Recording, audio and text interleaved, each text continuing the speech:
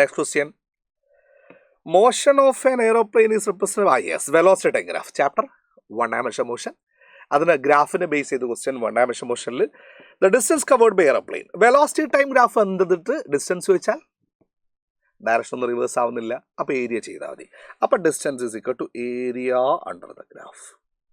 Yes, area തുടങ്ങിക്കോളൂ. ആദ്യം triangle area, ഇത്രയും ഭാഗത്തിൻ്റെ ഏരിയ കണ്ട് ട്രാങ്കിൾ പ്ലസ് റെക്ടാങ്കിൾ. റെക്ടാങ്കിളിൻ്റെ ആദ്യ ഏരിയ പറയും 2 × 200 പ്ലസ് ട്രാങ്കിളിൻ്റെ ഏരിയ ഹാഫ് ഇൻറ്റു ബേസ് 2 ആണ് ഇൻറ്റു 200 പ്ലസ് 30 സംതിങ്, എത്രയാണ് 30.0 30.5 വരെയുള്ള ഉള്ളത്. അപ്പോൾ ഇവിടെ മുതൽ ഇവിടം വരെ. അപ്പോൾ ലെങ്ത്ത് 30.5 മൈനസ് 2 ഇൻറ്റു ഹൈറ്റ് എത്ര വരണം? It is what 400. യെസ്, അപ്പോൾ എത്രയാണ് 400ഉം 200ഉം. ദിസ് ഇസ് 600 പ്ലസ് ഇത് ചെയ്താൽ എത്ര വരും? 30.5 എന്ന് പറഞ്ഞാൽ 28.5 അല്ലേ ഇൻറ്റു 400.